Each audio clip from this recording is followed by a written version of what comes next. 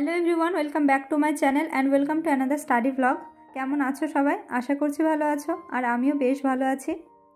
তো আজ Saturday 22শে March, আর আজ আমি তোমাদের সাথে আমার সারাদিনের স্টাডি রুটিনটা শেয়ার করব।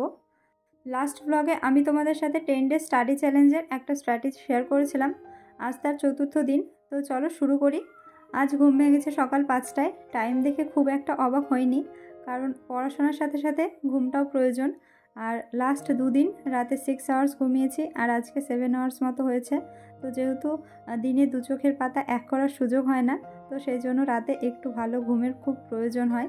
তো সেই জন্য ভাবলাম আজকে একটু ঘুমানো যাক।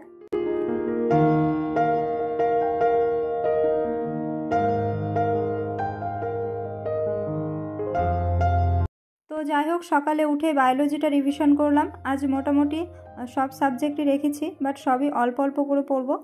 প্রথম দুদিন বেশ ভালো পড়া হয়েছে, এবং তোমাদের সাথে আমি শর্টসে শেয়ার করেছি আমার মক টেস্টের স্কোরটাও। বাট 21 তারিখে মক টেস্ট দিইনি, আর আজ 22 তারিখ। তো চলো দেখা যাক আজ কতটুকু পড়া হয়।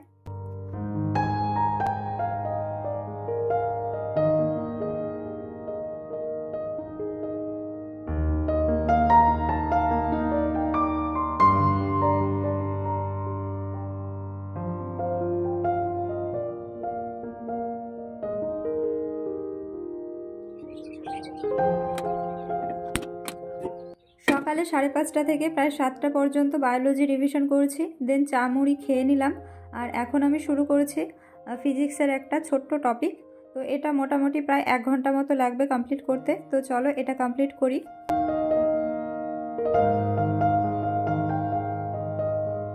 ফার্স্টে বই থেকে পড়ছিলাম। তো যেহেতু আমি সায়েন্স ব্যাকগ্রাউন্ডের স্টুডেন্ট নই, তো সেই জন্য একটু প্রবলেম হচ্ছিল। তো এই টপিকের ওপরে ইউটিউব থেকে একটা লেকচার শুনে নিলাম, যার জন্য প্রায় অনেকটাই টাইম লেগে গেল। যেখানে 1 ঘন্টা লাগার কথা সেখানে প্রায় 1.5 ঘন্টা। তো তারপরে আমি একটা ম্যাথের ওপরে মক টেস্ট দিচ্ছিলাম। 9:30 থেকে 11টার মধ্যে ম্যাথটা কমপ্লিট করার কথা আছে। তো চলো একটা মক টেস্ট দেবো, তারপরে চ্যাপ্টার ওয়াইজ প্র্যাকটিস করার ইচ্ছে আছে, বাট দেখি কতটা কি হয়।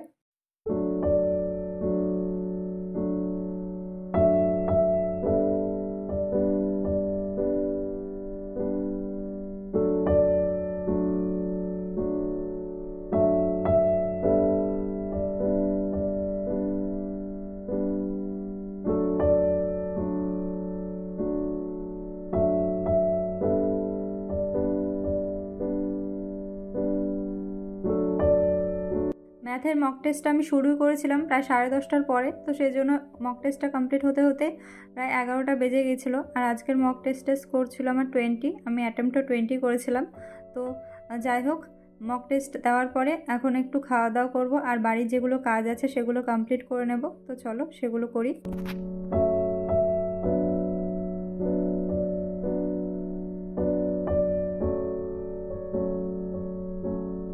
আজ বাড়িতে খুব একটা বেশি কাজ ছিল না, বাট অ্যাজ আমি একজন গ্রামের মেয়ে, তো বৌদিদের সাথে বাইরে বসে বসে গল্প করছিলাম।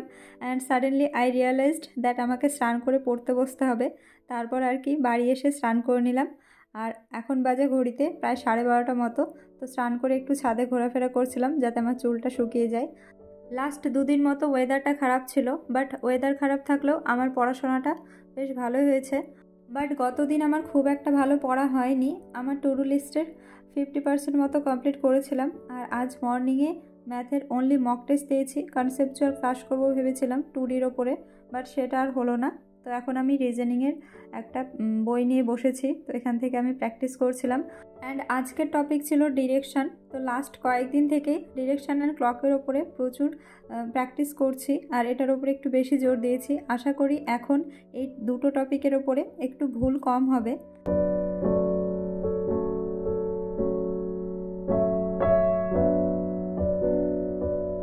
তোমাদের হয়তো শুনতে একটু অবাক লাগবে, বাট আমার ডিরেকশনের ওপরে একেবারে ভুলভাল একটা কনসেপ্ট মাথার মধ্যে ছিল, যেটা আমাকে বের করে একেবারে নতুন একটা কনসেপ্ট মাথার মধ্যে ঢোকাতে হলো। সেটা হলো east West north south and left right. এগুলো আমার খুব ভুল হতো, যার জন্য আমার ডিরেকশনের কোনো কোয়েশ্চেনই সলভ করতে পারতাম না টাইমের মধ্যে।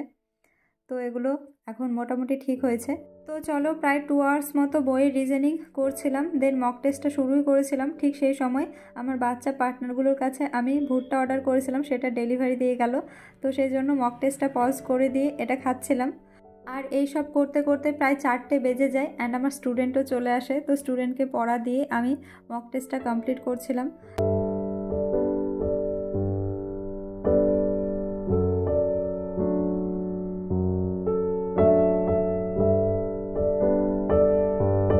এটা ছিল রেলওয়ে এনটিপিসি সেকশনাল টেস্ট। কোয়েশ্চেনগুলো একটু লেংদি ছিল বাট ইজি অনেকটাই। টোটাল কোয়েশ্চেন ছিল এখানে 30 অ্যান্ড আমি অ্যাটেম্প্ট করেছিলাম 27। আর এখানে মোটামুটি সবগুলোই ঠিক হয়েছে।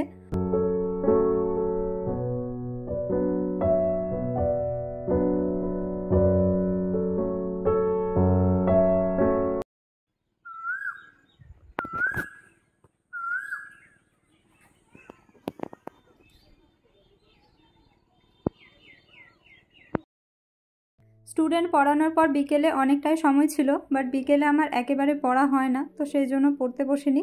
ছাদে বসেছিলাম বেশ অনেকক্ষণ। তারপর নিচে এসে চা খেয়ে রেলওয়ে জিকে পিওয়াইকিউ সিরিজের একটা ক্লাস করলাম, দেন শুরু করলাম মক টেস্ট। আর আজকে আমি মক টেস্ট দেবো রেলওয়ে গ্রুপ ডির। এর আগে 2 দিন মতো দিয়েছিলাম, বাট স্কোর খুব একটা ভালো হয়নি। তো চলো আজকে কত হচ্ছে দেখা যাক।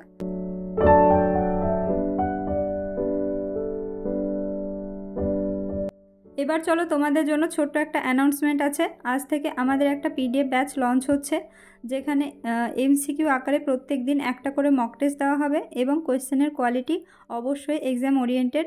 আর আপকামিং সমস্ত এক্সাম যেমন WP, KP, railway, NTPC, ANM, GNM অ্যাসপিরেন্টদের জন্য অনেকটাই হেল্পফুল।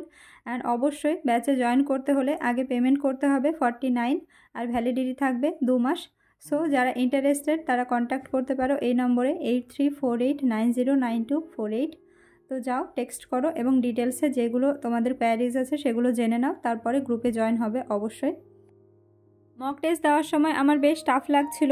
এর আগে 2টো টেস্ট দিয়েছি, সেগুলো তো আমার সেম প্রবলেম হচ্ছিল। তোমরা এই টেস্টটা অবশ্যই অ্যাটেন্ড করো অ্যান্ড স্কোরটা আমার সাথে শেয়ার করো। আর এটা ছিল railway group D 17 August 2022 shift 2 এর। অ্যান্ড আজ আমার যে প্রবলেমগুলো হচ্ছিল সেগুলোর মধ্যে একটা অন্যতম হলো টাইম ম্যানেজমেন্ট। তো প্রত্যেকটা কোয়েশ্চেন বেশ টাইম টেকিং ছিল, যার জন্য আমার ওভারঅল সব কোয়েশ্চেন অ্যাটেন্ড করতে পারিনি। মানে যেগুলো হয়তো আরেকটু টাইম থাকলে পেরে যেতাম, বাট পারিনি সেগুলো।